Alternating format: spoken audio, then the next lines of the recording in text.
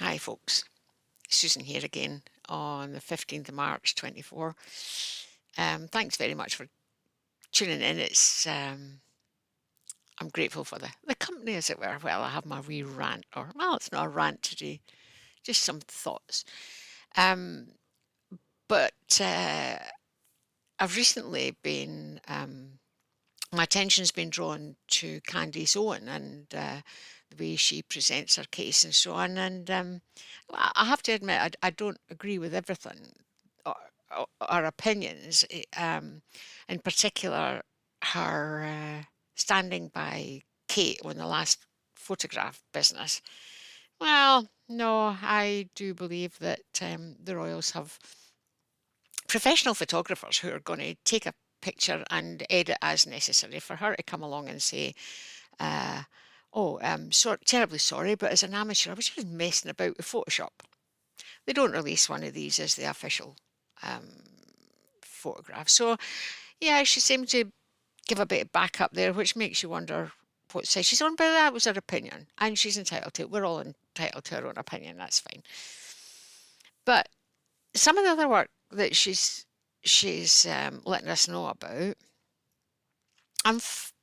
has made me think, and in particular Brigitte Macron, the situation there, um, because to be honest, I don't care what anybody is, what anybody does. It's entirely up to them as long as it doesn't interfere with me. Um, I don't care what they are well, at all, what sort of person they are. When I come across somebody, I treat them as I find them. And I'm one of these people who don't believe that respect should be earned. I don't believe that. I think everybody should be treated with respect. And then it's up to you whether you keep that or whether you lose it. Once they've lost it with me, they've lost it. But I do believe that everybody should be treated with respect. And then, as I say, it's up to them how they behave, whether or not I lose that respect from them. But anyway, that's another matter. Getting back to the situation with the Macrons, um, because what we've seen here, something she said really made me think, and it might have been her, it might have been somebody else, but we've got that situation. We've got Big Mike.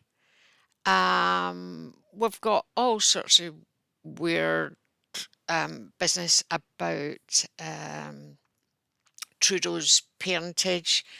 We've now got questions around William's parentage.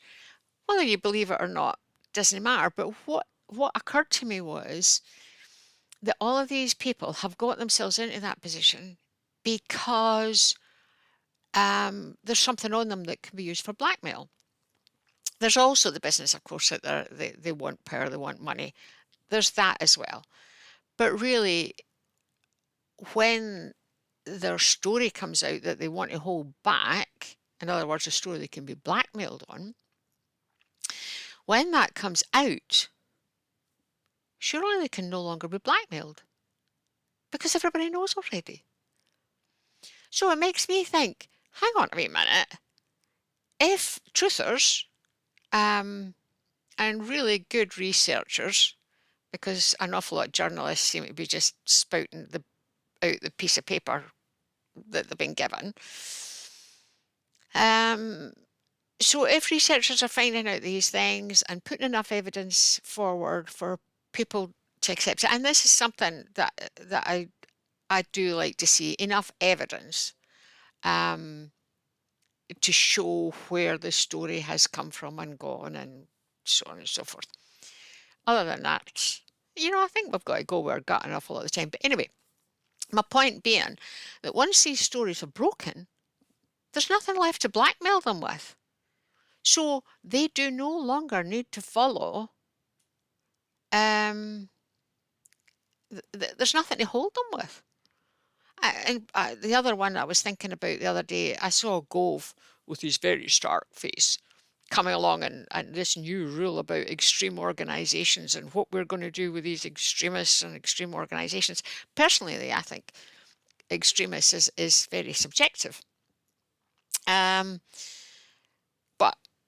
there he was, coming with his wee face, all stern and whatnot. And what I'm seeing is the picture that we saw of him, what, last year or whatever, in his wee shiny shorts, and standing, jiggling away. And there was no way the look on his face, you could respect that man.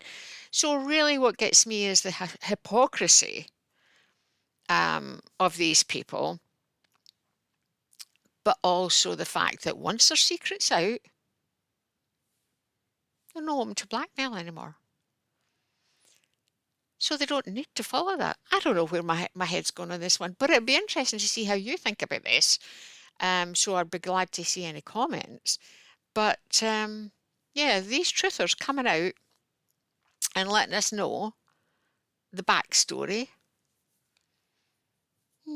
A wake-up call, and B, for those who are really caught with their sordid past, now open to the public.